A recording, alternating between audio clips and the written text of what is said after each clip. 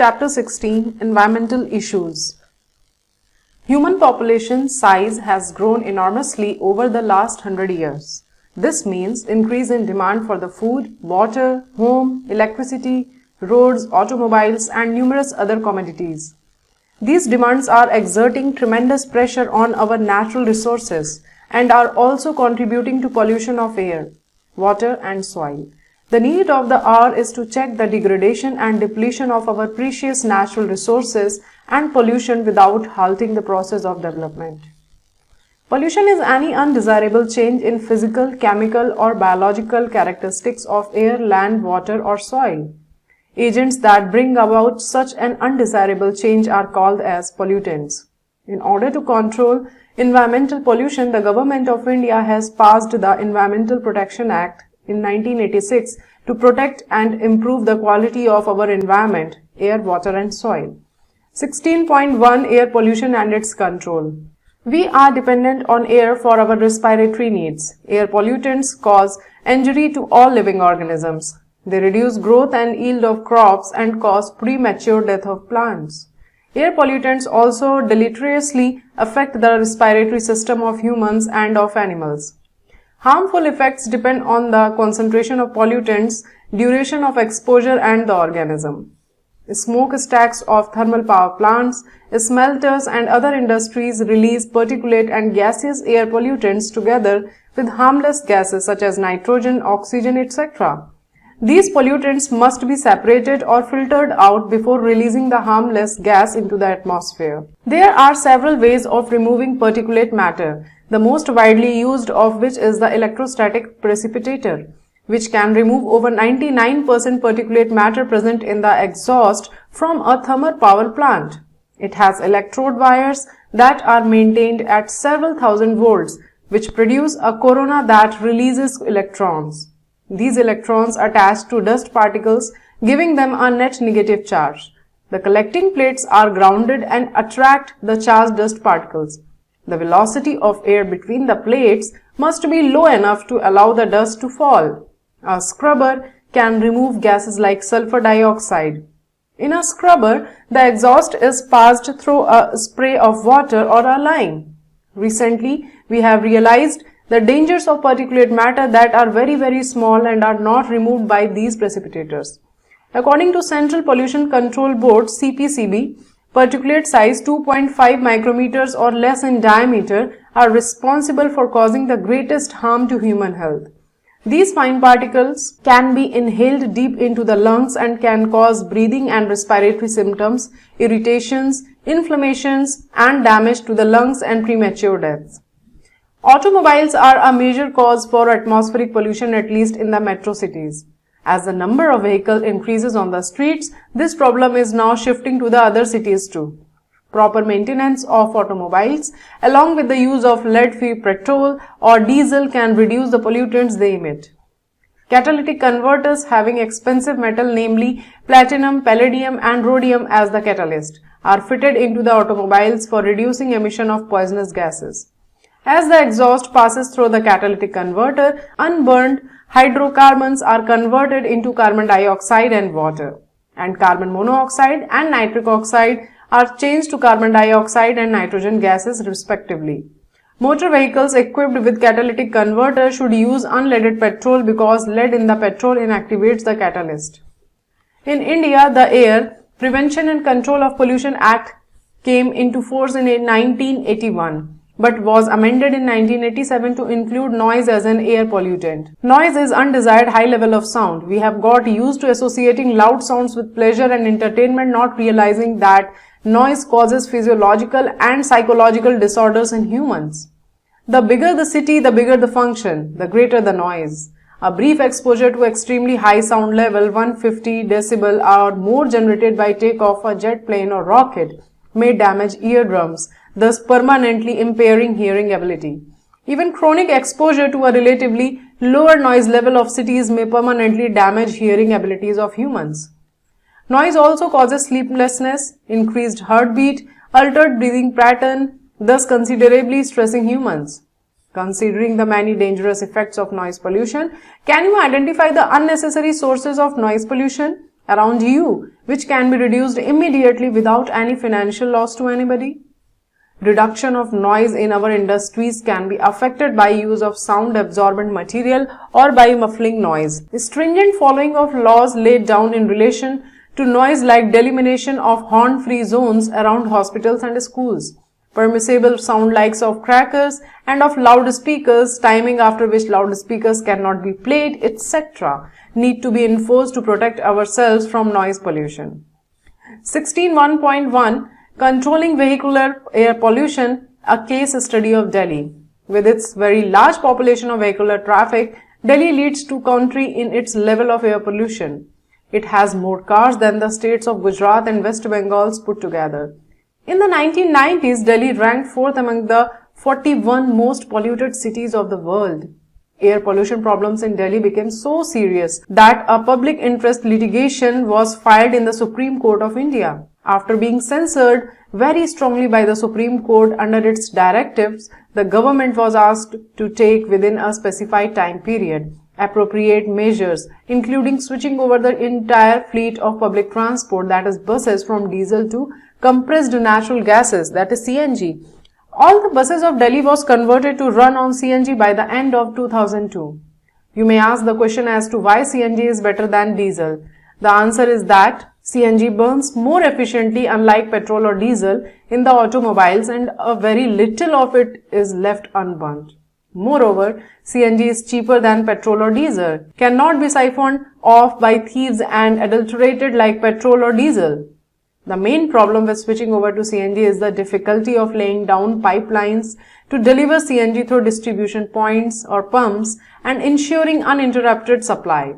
Simultaneously, parallel steps taken in Delhi for reducing vehicular pollution include phasing out of old vehicles, use of unleaded petrol, use of low sulfur petrol and diesel, use of catalytic converters in vehicles, application of stringent pollution level norms for vehicles, etc. The Government of India, through a new auto fuel policy, has laid out a roadmap to cut down vehicular pollution in Indian cities. More stringent norms for fuels means steadily reducing the sulfur and aromatic content in petrol and diesel fuels. Euro 3rd norms, for example, stipulate that sulfur be controlled at 350 parts per million in diesel and 150 parts per million in petrol. Aromatic hydrocarbons are to be contained at 42% of the concerned fuel. The goal, according to the roadmap, is to reduce sulfur to 50 ppm in petrol and diesel and bring down the level to 35%. Corresponding to the fuel, vehicle engines will also need to be upgraded. Mass emission standards, that is Bharat Gas Second, which is equivalent to Euro 2nd norms, are no more applicable in any of the cities of India. Details of the latest mass emission standards in India are provided below in the table showing the mass emission standards in India. Thanks to effort made, the air quality of Delhi has significantly improved.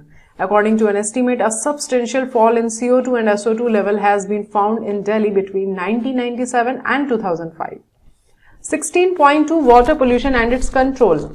Human beings have been abusing the water bodies around the world by disposing into them all kinds of waste. We tend to believe that water can wash away everything, not taking cognizance of the fact that the water bodies are our lifeline as well as that of all other living organisms. Can you list what all we tend to try and wash away through our rivers and drains? Due to such activities of humankind, the ponds, lakes, streams, rivers, estuaries and oceans are becoming polluted in several parts of the world. Realizing the importance of maintaining the cleanliness of water bodies, the Government of India has passed the Water, that is Prevention and Control of Pollution Act 1974 to safeguard our water resources. 16.2.1 Domestic sewage and industrial effluents. As we work with water in our homes, in the cities and towns, we wash everything into drains. Have you ever wondered where the sewage that comes out of our houses go?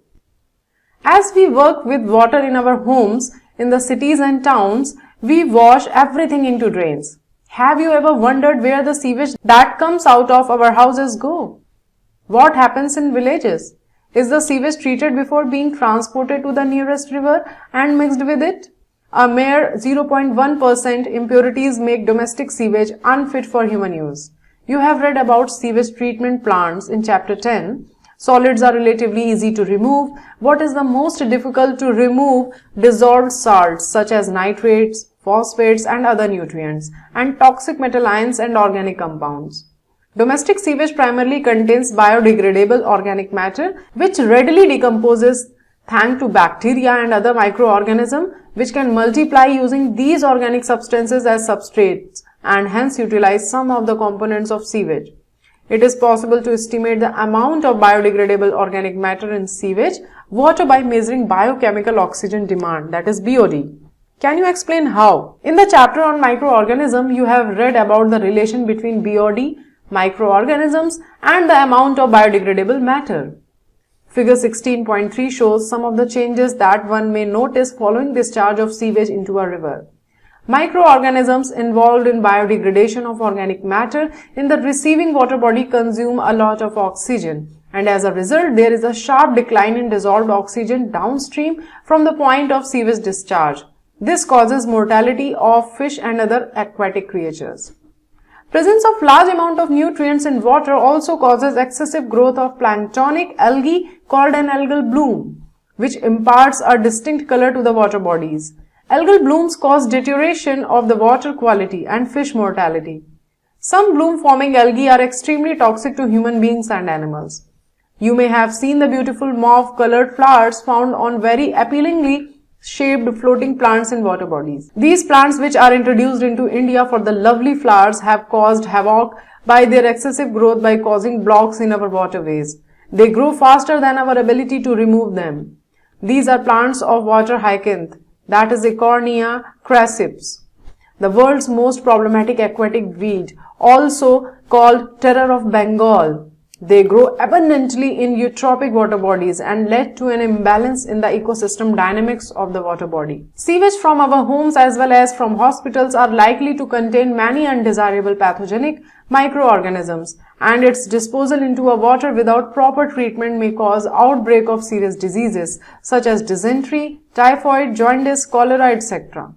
Unlike domestic sewage, wastewater from industries like petroleum, paper manufacturing, metal extraction and processing, chemical manufacturing, etc. often contain toxic substances, notably heavy metals defined as elements with density greater than 5 gram per centimeter cube, such as mercury, cadmium, copper, lead, etc., and a variety of organic compounds. A few toxic substances often present in industrial wastewaters can undergo biological magnification, that is biomagnification, in the aquatic food chain. Biomagnification refers to increase in concentration of the toxicant at successive trophic levels. This happens because a toxic substance accumulated by an organism cannot be metabolized or excreted and is thus passed on to the next higher trophic level. This phenomena is well known for mercury and DDT. Figure 16.5 shows biomagnification of DDT in an aquatic food chain. In this manner, the concentration of DDT is increased at successive trophic levels. Say if it starts at 0.003 ppb, that is parts per billion, in water. It can ultimately reach 25 ppm, that is parts per million, in fish-eating birds. Through biomagnification, high concentration of DDT disturb calcium metabolism in birds, which causes thinning of eggshell and their premature breaking, eventually causing decline in bird populations. Eutrophication is the natural aging of lake by nutrient enrichment of its water. In a young lake, the water is cold and clear, supporting little life. With time, streams draining into the lake introduce nutrients such as nitrogen and phosphorus, which encourage the growth of aquatic organisms. As the lake's fertility increases, plant and animal life burgeons and organic remains being to be deposited on the lake bottom. Over the centuries, as silt and organic debris piled up, the lake grows shallower and warmer, with warm water organisms supplanting those that thrive in a cold environment. Marsh plants take root in the shallows and begin to fill in the original lake basin.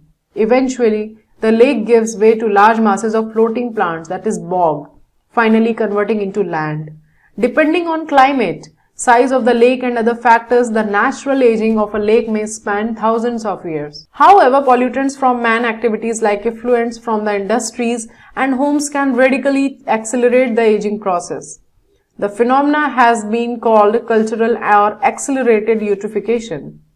During the past century, lakes in many parts of the earth have been severely eutrophied by sewage and agricultural and industrial waste.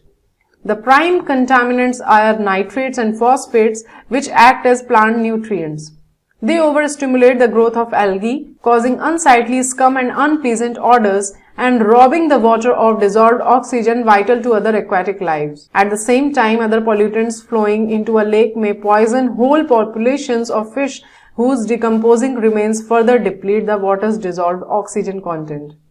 In such fashion, a lake can literally choke to death. Heated wastewaters flowing out of electricity generation units, example thermal power plants, constitute another important category of pollutants.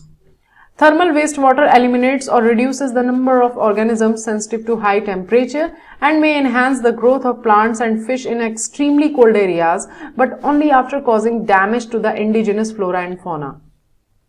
16.2.2 A case study of integrated wastewater treatment. Wastewater including sewage can be treated in an integrated manner by utilizing a mix of artificial and natural processes. An example of such an initiative is the town of Arcata, situated along the northern coast of California. Collaborating with biologists from the Humboldt State University, the townspeople created an integrated wastewater treatment process within a natural system. The cleaning occurs in two stages. A. The conventional sedimentation, filtering and chlorine treatments are given. After this stage, lots of dangerous pollutants like dissolved heavy metals still remain. To combat this, an innovative approach was taken, and B. The biologists developed a series of 6 connected marshes over 60 hectares of marshland. Appropriate plants, algae, fungi and bacteria were seeded into this area, which neutralize, absorb and assimilate the pollutants. Hence, as the water flows through the marshes, it gets purified naturally. The marshes also constitute a sanctuary with a high level of biodiversity in the form of fishes, animals and birds that now reside there. A citizens group called Friends of the Arcata Marsh, that is FOAM, are responsible for the upkeep and safeguarding of this wonderful project. All this time, we have assumed that removal of waste requires water, that is the creation of sewage. But what if water is not necessary to dispose of human waste like excreta? Can you imagine the amount of water that one can save if one did not have to flush the toilet? Well, this is already a reality. Ecological sanitation is a sustainable system for handling human excreta using dry composting toilets. This is a practical, hygienic, efficient and cost-effective solution to human waste disposal. The key point to note here is that with this composting method, human excreta can be recycled into a resources, that is a natural fertilizer, which reduces the need for chemical fertilizers. There are working eco-sand toilets in many areas of Kerala and Sri Lanka. 16.3 Solid waste. Solid waste refer to everything that goes out in trash. Municipal solid waste are waste from homes, offices, stores, schools, hospitals, etc. that are collected and disposed by the municipality. The municipal solid waste generally comprise paper, food waste, plastics, glass metals, rubber, leather, textile, etc. Burning reduces the volume of waste. Although it is generally not burned to completion, and open dumps often serve as the breeding ground for rats and flies. Sanitary landfills were adopted as a substitute for open burning dumps. In a sanitary landfill, waste are dumped in a depression or trench after compaction and covered with dirt every day. If you live in a town or a city, do you know where the nearest landfill site is? Landfills are also not really much of solution, since the amount of garbage generation, especially in the metros, has increased so much that these sites are getting filled too. Also, there is a danger of seepage of chemicals, etc. from these landfills, polluting the underground water resources. A solution to all this can only be in human beings becoming more sensitive to these environment issues. All waste that we generate can be categorized into 3 types: A. Biodegradable, B. Recyclable, and C. The non-biodegradable. It is important that all garbage generated is sorted. What can be reused or recycled should be separated out. Our kabadiwalas and rag pickers do a great job of separation of materials for recycling.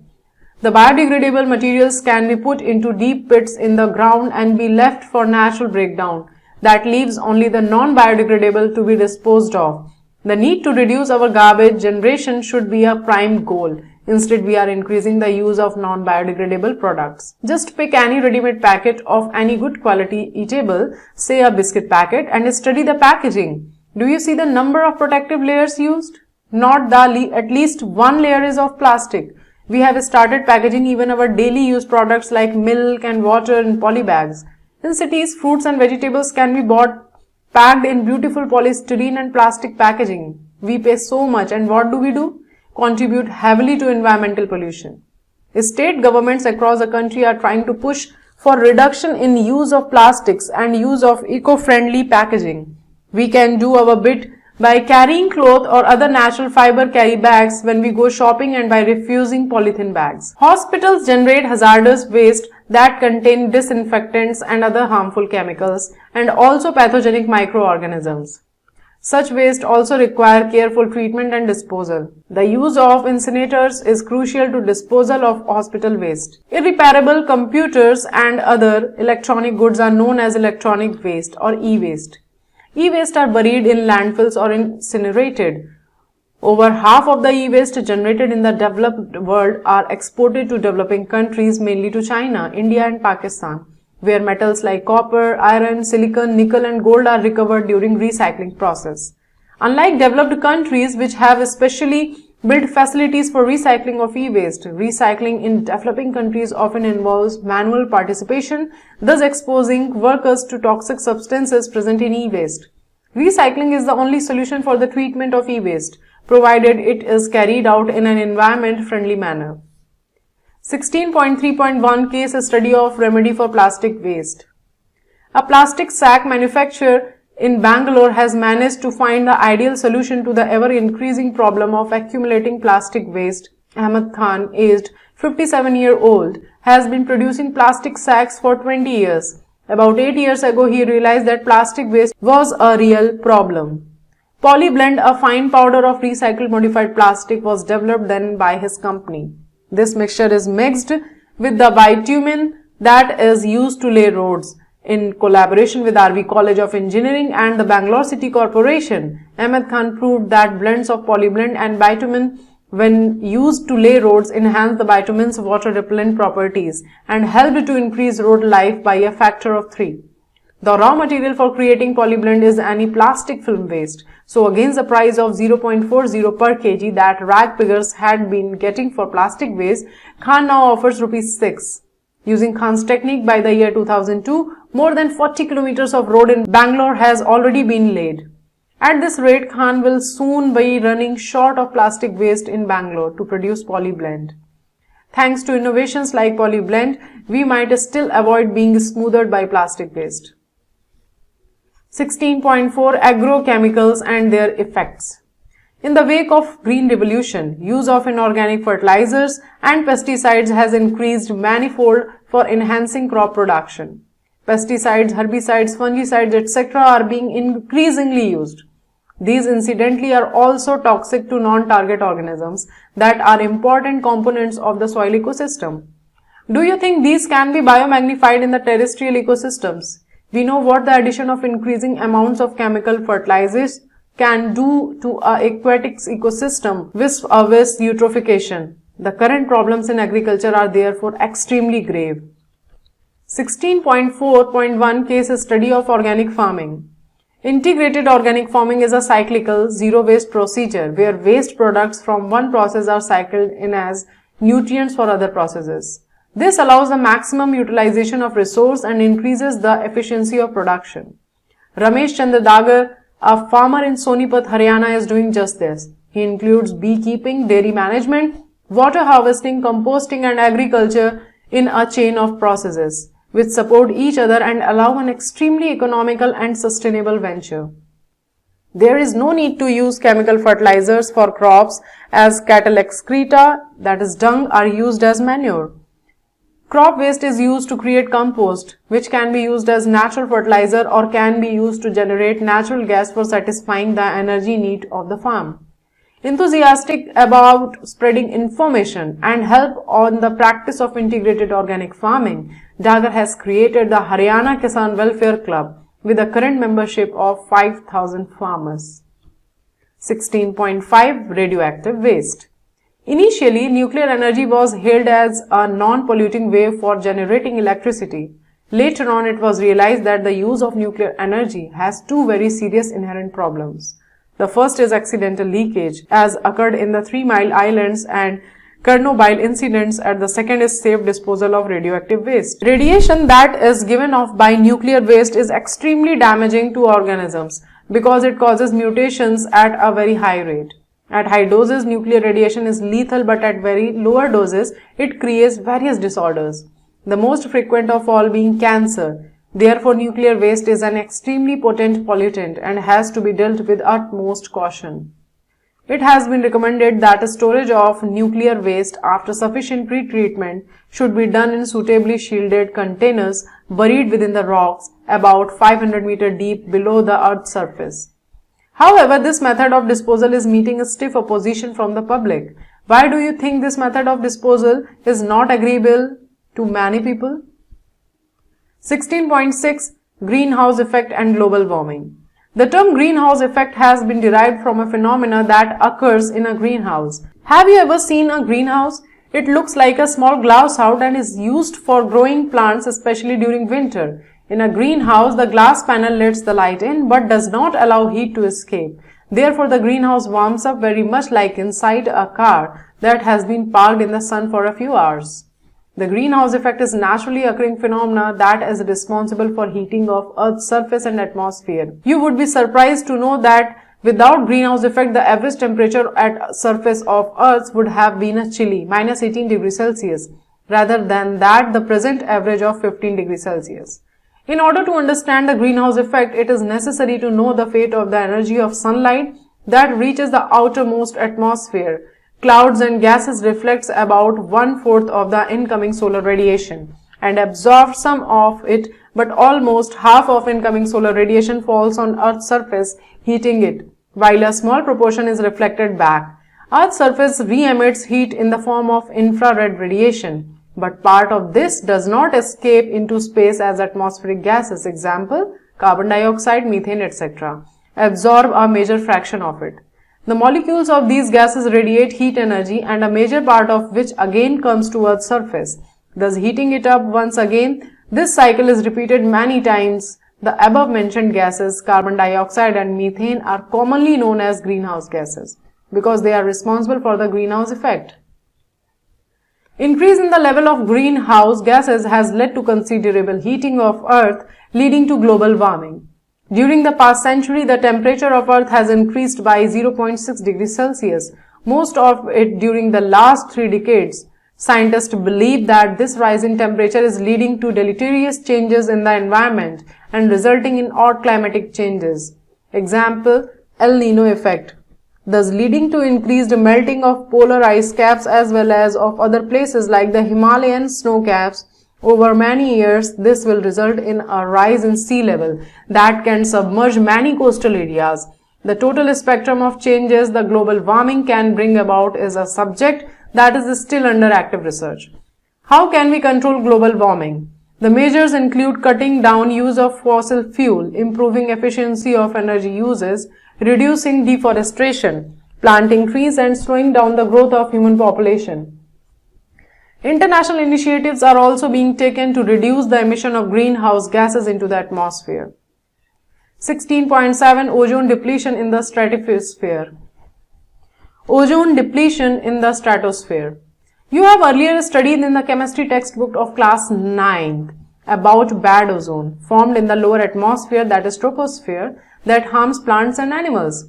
There is a good ozone also. This ozone is found in the upper part of the atmosphere called the stratosphere, and it acts as a shield absorbing ultraviolet radiation from the sun. Ultraviolet rays are highly injurious to living organisms since DNA and proteins of living organisms preferentially absorb UV rays, and its high energy breaks the chemical bonds within these molecules.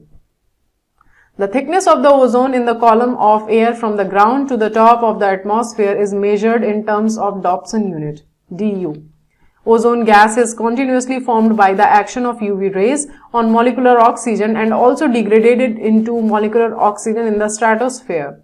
There should be a balance between production and degradation of ozone in the stratosphere. Of late, the balance has been disrupted due to enhancement of ozone degradation by chlorofluorocarbons, CFCs. CFCs find wide use as refrigerants. CFCs discharged in the lower part of atmosphere move upward and reach stratosphere.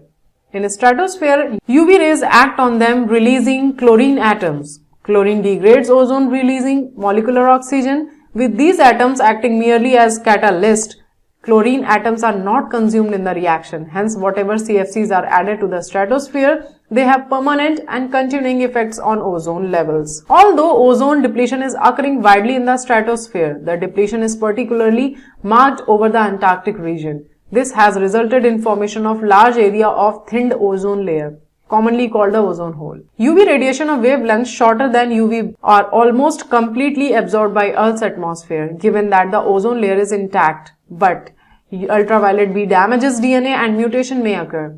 It causes aging of skin, damage to skin cells, and various types of skin cancers. In human eye, cornea absorbs ultraviolet B radiation, and a high dose of ultraviolet B causes inflammation of cornea called snow blindness, cataract, etc.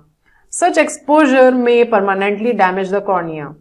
Recognizing the deleterious effects of ozone depletion, an international treaty known as the Montreal Protocol was signed at Montreal, Canada in 1987, effective in 1989, to control the emission of ozone depleting substances.